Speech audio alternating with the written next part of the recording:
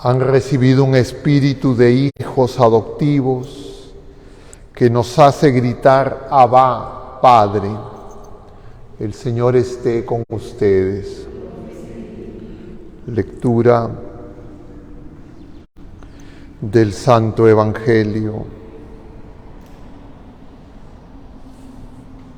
según San Mateo. En aquel tiempo dijo Jesús a sus discípulos: cuando recen, no usen muchas palabras como los gentiles, que se imaginan que por hablar mucho les harán caso. No sean como ellos, pues vuestro Padre sabe lo que les hace falta antes que se lo pidan. Ustedes recen así: Padre nuestro del cielo, santificado sea tu nombre, venga tu reino, hágase tu voluntad en la tierra como en el cielo. Danos hoy el pan nuestro de cada día. Perdónanos nuestras ofensas, pues nosotros hemos perdonado a los que nos han ofendido. No nos dejes caer en la tentación, sino líbranos del maligno. Porque si perdonan a los demás sus culpas, también vuestro Padre del cielo los perdonará a ustedes. Pero si no perdonan a los demás, tampoco vuestro Padre perdonará vuestras culpas. Palabra del Señor.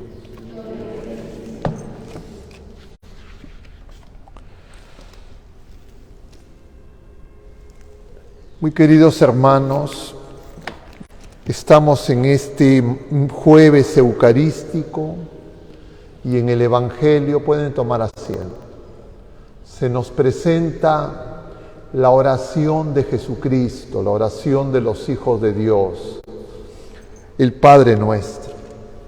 Varias cosas se nos dicen y claro, a lo largo de los siglos la Iglesia nos ha mostrado que meditar y predicar sobre el Padre Nuestro es una tarea sumamente intensa, es una oración muy densa y muchísimas cosas se han dicho y se pueden seguir diciendo sobre esta hermosa oración que es la oración de Jesucristo. Y no es sencillo, por eso predicar del Padre Nuestro, menos en una homilía, que es breve siempre, en la mayoría de los casos. Pero tenemos que decir algo. Y lo primero es que tenemos que descubrir algo que nos enseña la Iglesia, y es que la oración no es hacer discursos para el Señor. Nosotros en la vida cotidiana del mundo se hacen discursos, la gente habla, parlotea, les gusta hablar y nosotros buscamos que convencer a las personas con argumentos, hablándoles. Eso es como funciona el mundo. Pero en Dios y en la relación del ser humano con Dios es distinto. Porque Dios hace y obra todo por amor. Dios no hace las cosas porque nosotros conseguimos o lo convencemos o le damos argumentos para que Él haga lo que nosotros creemos que es bueno o lo que nos conviene. Eso puede ocurrir entre las criaturas humanas cuando justamente lo que ocurre es falta de amor.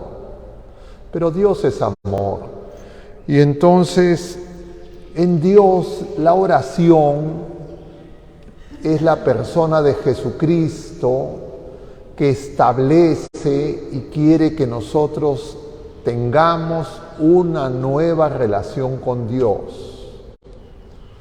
Eso no es fácil de entender porque nosotros probablemente lo primero que aprendimos o se nos enseñó acerca de la oración es que tenemos que decir cosas. La oración no es decir cosas, no es echar discursos. La oración es una relación, una nueva relación. Esa nueva relación la propone y la realiza Dios por iniciativa de Dios y se cumple en la persona de Jesucristo, que une lo divino y lo humano, lo celestial y lo terrenal, el cielo y la tierra. Es una nueva relación.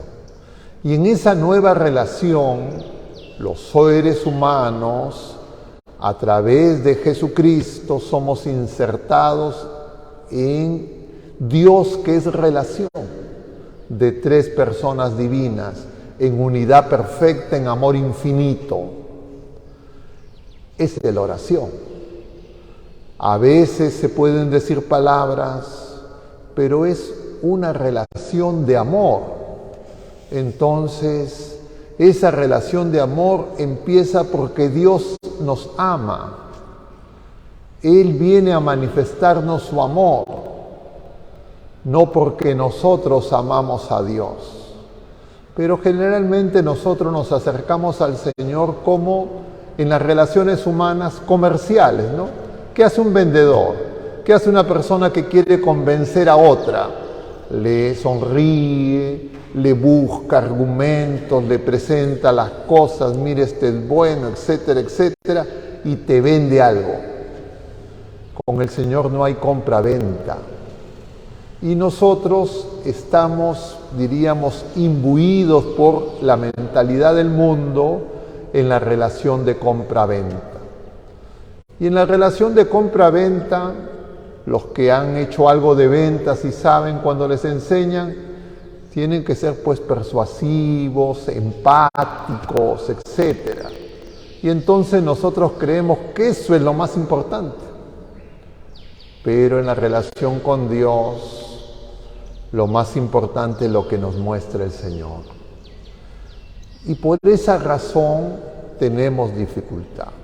En segundo lugar, a Dios no nos podemos acercar solos como individuos, porque Dios es comunión de tres personas en unidad perfecta, un ser de relación, pero en unidad perfecta, un solo Dios, y nosotros también. Pero claro, nosotros estamos destruidos, divididos, enemistados, pero eso no significa que ese sea nuestro ser. Y por eso es que cuando el Señor nos enseña a orar, en ningún momento hacemos ninguna petición individual. Siempre es nosotros, danos, perdónanos. Siempre es nosotros, porque en realidad esa es la verdad de nuestro ser. Y se nos invita a darnos cuenta que hay la acción de un personaje misterioso que es el maligno. No es el mal en abstracto, es la persona, y que es mucho más poderoso que nosotros y nos engaña. Y por eso es que necesitamos pedirle que nos libre del maligno.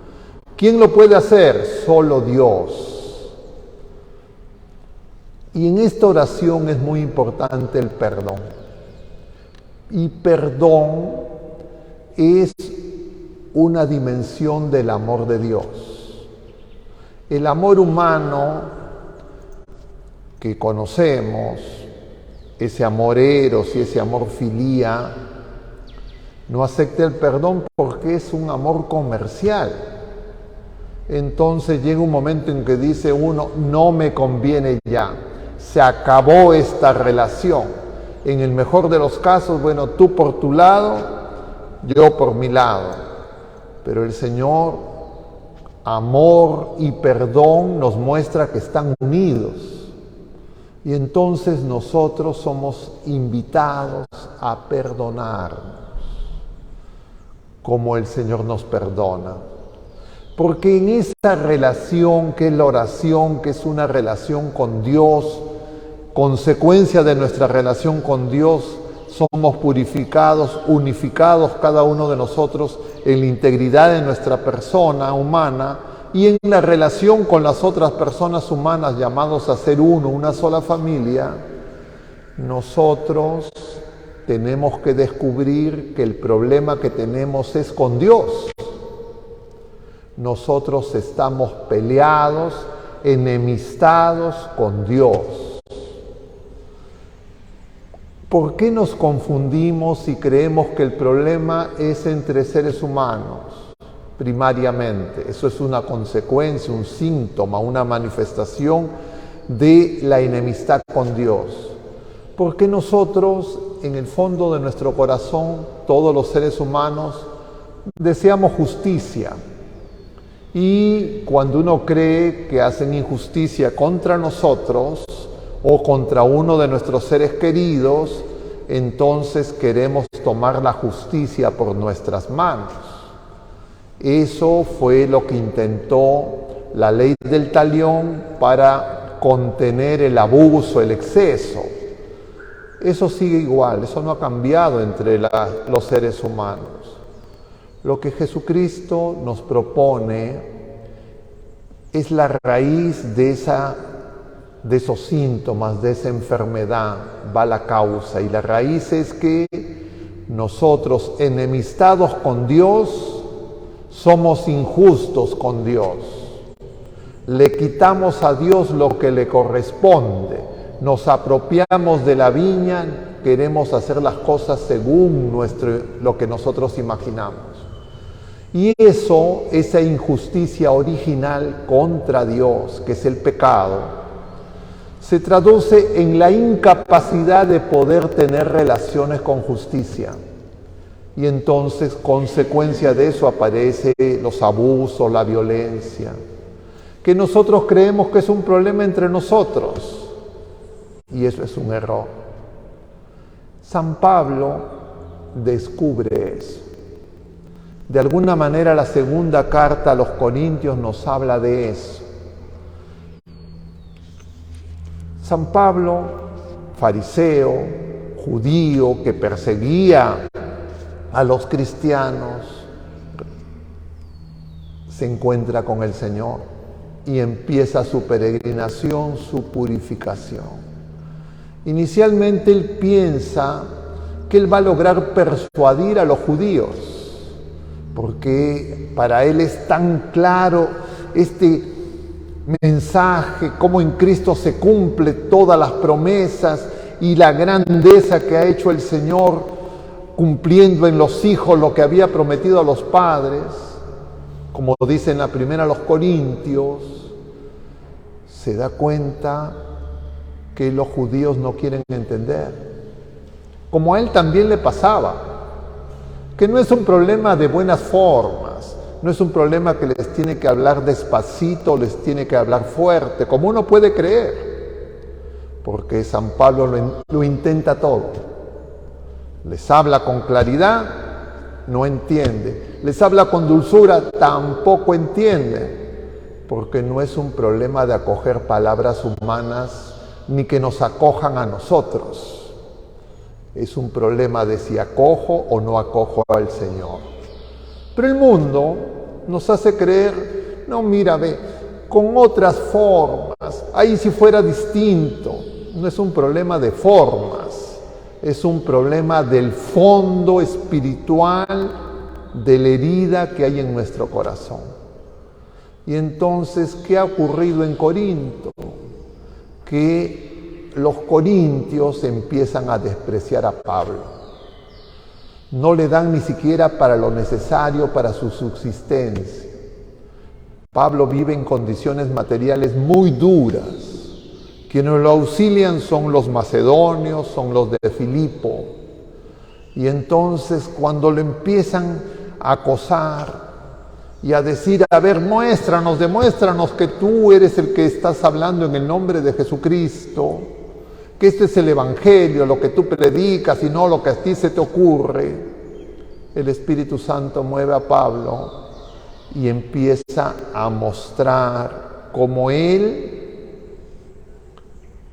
está experimentando lo mismo que hicieron los judíos con Jesucristo, es decir, la cruz. Y entonces también surgen justo en esta segunda carta a los Corintios: no, es que si nos hubieses hablado de otra manera, si me hubiese presentado primero tu currículum, si nos hubieses dicho quién eras tú. Y Pablo no era una persona, diríamos, de grandes discursos, como tampoco no era una persona de grandes discursos Moisés. No era una persona, diríamos, muy elocuente en su verbo. Y entonces Pablo les empieza a mostrar todo lo que están haciendo con él. ¿Y qué es lo que él está haciendo para recibir ese pago, ese castigo, ese desprecio? Hablarles de Jesucristo. Por esa razón lo intentan matar, lo apalean, no le dan ni siquiera agua. Y entonces les pone eso por escrito, que tendría en su corazón, pero definitivamente él quería persuadirlos. Pero ni con eso se van a convertir, porque el problema no está afuera, el problema no está en cómo me lo dicen y que no, y que barbaridad, y que yo, no es ese el problema. El problema está en nuestro corazón, en cada uno de nosotros. Y hasta que yo no me dé cuenta de eso, yo solo me voy a subir en un pedestal y me voy a creer mejor que los demás, y entonces me voy a dedicar a ver el problema en los demás. Y de esa manera, engañado, voy a creer que soy mejor. No es el camino del Señor, no es el Evangelio. A quien seguimos es a Jesucristo, a quien pasó haciendo el bien. ¿Quién podría haber hecho bien mayor que Jesucristo? ¿Qué mal hizo? Pero fue abofeteado, fue calumniado, fue juzgado injustamente, fue insultado, escupido, flagelado, crucificado, abandonado por los que decían que iban a dar su vida por él. Claro, uno dice: uy, qué barbaridad esa gente, cómo fueron, qué terribles, qué malos esos judíos, qué infieles esos apóstoles. No, ese es nuestro corazón. Hasta que no me dé cuenta de eso, entonces yo hago una especie, no, bueno, los demás son así, yo no. Y claro, mientras que uno se encierra en un círculo más o menos confortable, más o menos, entre comillas, de tus familiares, tus amistades, entonces uno cree: ay, sí, todo está bien, qué bonito es. No, pasamos por la cruz. Pero claro, yo me puedo esconder de la cruz metiéndome en un hoyo. Y nosotros tenemos que salir al encuentro de los demás. Y entonces, cuando nos acercamos a los demás, vamos a encontrar todo eso que todos los que siguen a Jesucristo han encontrado. Nosotros tenemos que escoger. Lo que queremos es seguir a Jesucristo, o que nadie me toque ni con el pétalo de una rosa, y ni yo tampoco tocar a nadie, para que simplemente todo esté bonito, que mi estado emocional, mi paz, todo esté autorreferenciado en mí. Eso no es ser cristiano.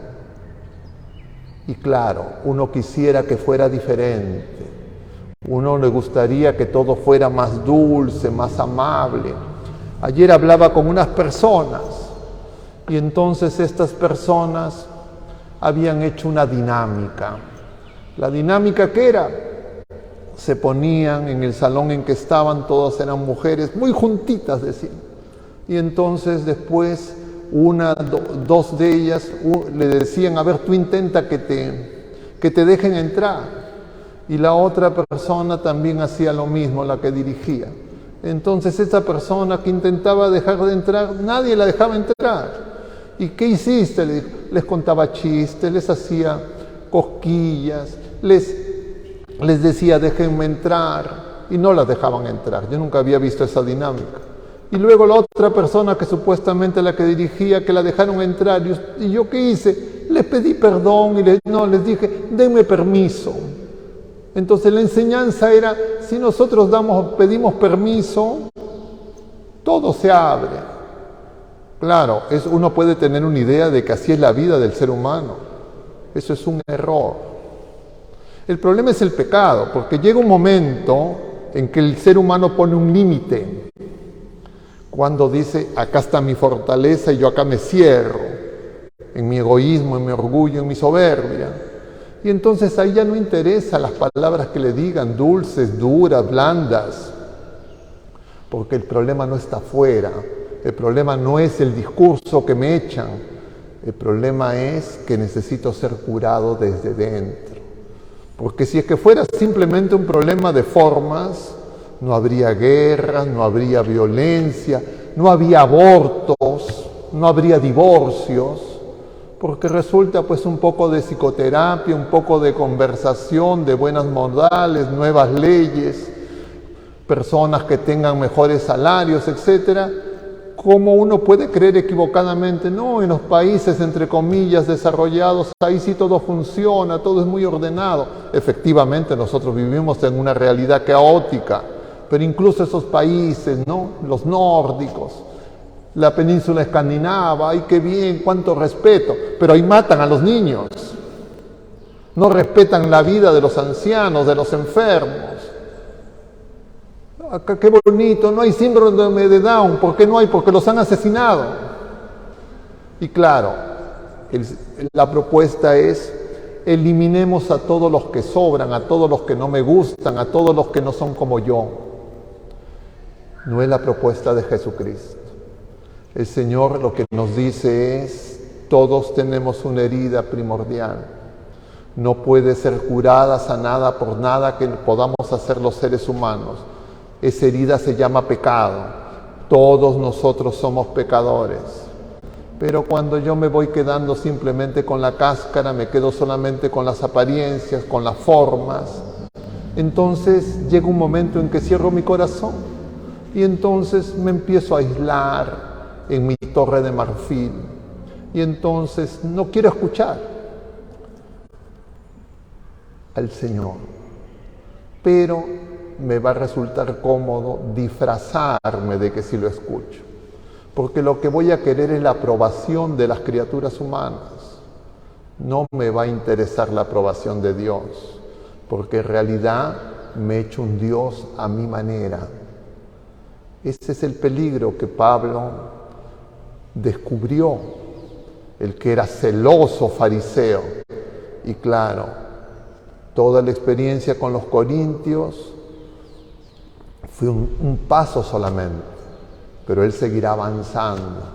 Finalmente llegará a Roma, preso, anciano, dirá, el problema es la fe, el problema es el trabajo que tengo que hacer para Dios, y ese trabajo es amar como el Señor nos ama.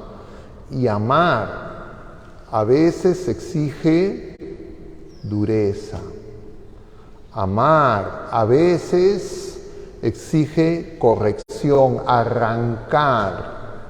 Y claro, nosotros queremos amar con ese amor entre comillas romántico, que es el que el mundo nos propone.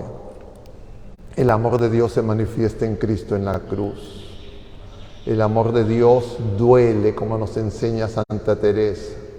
Y cuando nosotros creemos como la ética pagana, neopagana en este tiempo, no, que a nadie le duela. Si a nadie le duele nada, todo está bien. Entonces uno dice, sí, qué bien que no haya dolor, ni siquiera por los animalitos. Pero entonces el aborto, no, es que ahí no les duele, entonces ahí sí los podemos destrozar. Entonces si no te duele no tienes vida, si no te quejas no tienes vida. Eso es una trampa. Pidamos pues al Señor misericordioso, nuestro Padre, que podamos comprender el amor revelado en su Hijo y que la Iglesia peregrina está llamada a testimoniar, y que nosotros podamos ser fieles y crecer en la fe. Que el Señor así nos lo conceda, que así sea.